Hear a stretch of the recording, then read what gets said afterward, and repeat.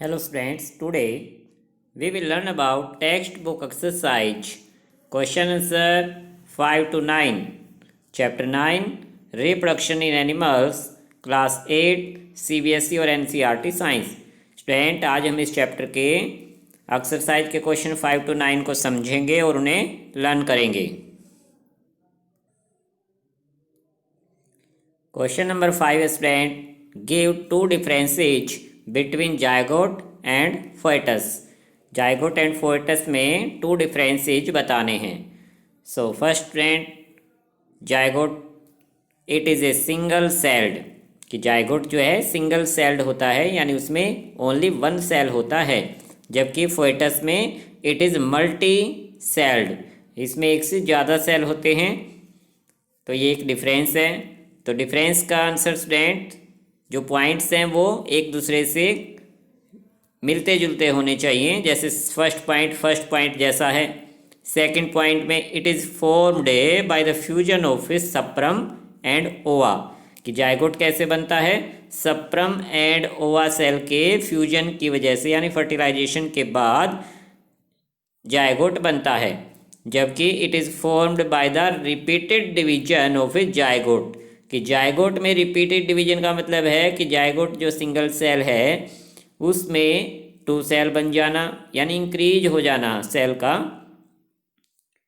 तो उसे repeated division कहेंगे कि एक सेल टू पार्ट में डिवाइड हो जाए, टू सेल बन जाए। इन टू सेल से फिर से आगे से फिर से दो सेल बन जाए। इस तरह से this is zygote and this is repeated division of a zygote. So foetus जो है जायगोट से नेक्स्ट स्टेज है। सो स्टूडेंट्स ये टू डिफरेंसेज हैं। क्वेश्चन नंबर 6 से डिफाइन एसेक्सुअल रिप्रोडक्शन, यानी एसेक्सुअल रिप्रोडक्शन को डिफाइन करना है, उसका मीनिंग बताना है। इसके बाद डिस्क्राइब करना है, यानी एक्सप्लेन करना है two methods of asexual reproduction in animals, कि एनिमल्स में जो एसेक्सुअल रिप्रोडक्शन के टू मेथड्स हैं उन्हें एक्सप्लेन करना है। सो फर्स्ट डेफिनेशन है the mode of reproduction. Mode यानी टाइप, यानी कि टाइप है रिप्रोडक्शन है in which only a single parent is involve, कि जिससे रिप्रोडक्शन में केवल एक ही पेरेंट इन्वॉल्व होता है, is called asexual reproduction. There are mainly two methods of asexual reproduction, कि एसेक्सुअल रिप्रोडक्शन के स्टूडेंट मेनली टू मेथड्स हैं। Binary fission, in binary fission a single parent cell is divided into two equal individual cells as in amoeba, कि amoeba organism में student जो binary fission से क्या होता है, एक सिंगल पेरेंट यानी एक सिंगल अमीबा ही जो एक सिंगल सेल ऑर्गेनाइजम है डिवाइड हो जाता है इनटू टू इक्वल इंडिविजुअल में, यानी उससे दो इंडिविजुअल यानी टू अमीबा बन जाते हैं। तो इसे बाइनरी फिजन मेथड कहा जाता है। नेक्स्ट है second method budding. In budding the organism develops a bulb called bud, कि जो ऑर्गेनाइजम है वो एक बड से डेवलप होता है, which further develops into an adult organism, जो आगे चलकर एक पूरा ऑर्गेनाइजम बन जाता है, एंड सेपरेट्स इटसेल्फ, और जो मेन ऑर्गेनाइजम था उससे अलग हो जाता है, यानी फ्रॉम द पेरेंट बॉडी, कि पेरेंट बॉडी से अलग होकर एक एडल्ट ऑर्गेनाइजम बन जाता है।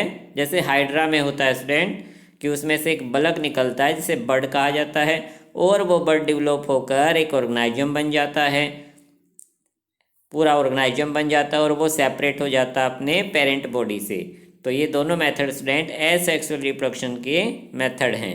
Question number 7 in which female reproductive organ does the embryo get embedded, कि फीमेल रिप्रोडक्टिव ऑर्गन का नेम बताइए जिसमें एम्ब्रियो एम्ब्रिड यानी कि डेवलप होता है।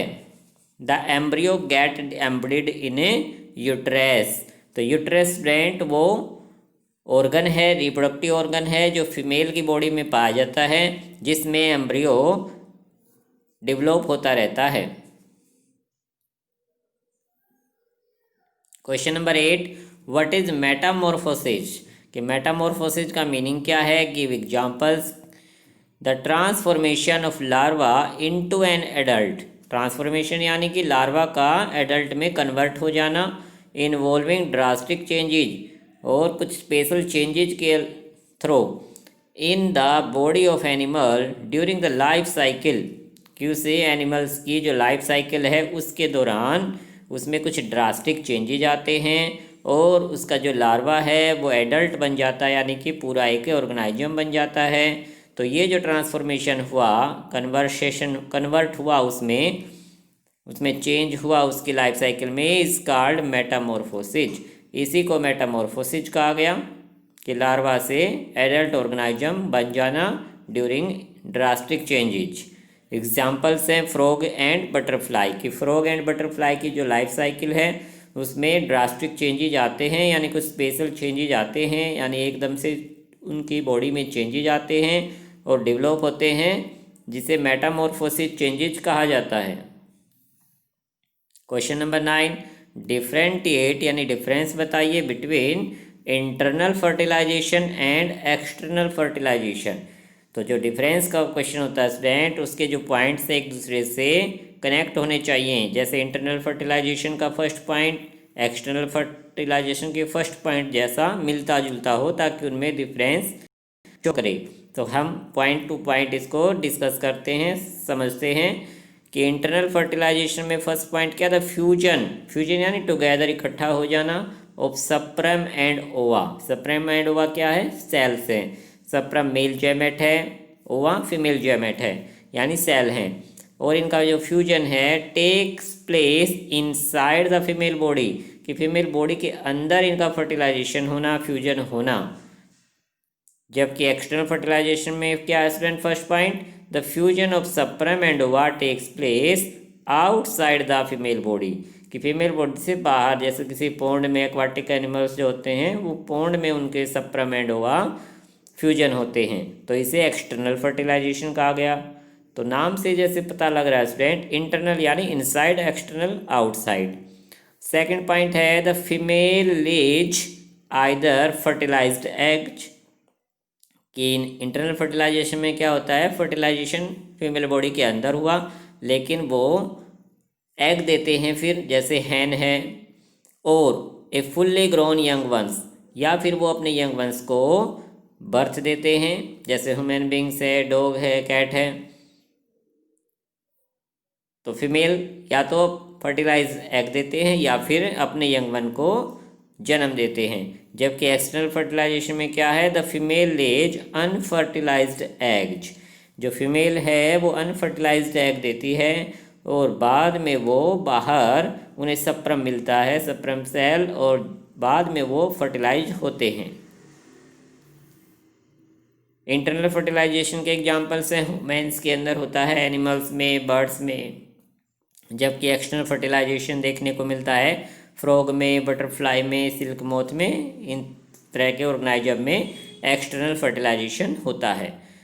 सो स्टूडेंट्स, जो डिफरेंस का क्वेश्चन है, अगर हो सके तो पेज के बीचों बीच लाइन लगाकर इंटरनल फर्टिलाइजेशन और एक्सटर्नल फर्टिलाइजेशन इस तरह से भी लिख सकते हैं, या फिर स्पेस की अगर कमी है तो इस तरह से भी कर सकते हैं। लेकिन पॉइंट टू पॉइंट करें कि फर्स्ट पॉइंट जैसा मिलता हो, सेकंड से मिलता, थर्ड पॉइंट से मिलता हो। सो स्टूडेंट्स, आज आपको क्वेश्चन नंबर 5 to 9 अच्छे से लर्न करने हैं, अपने फिर नोटबुक में इनको नोट करना है। Okay student, thank you.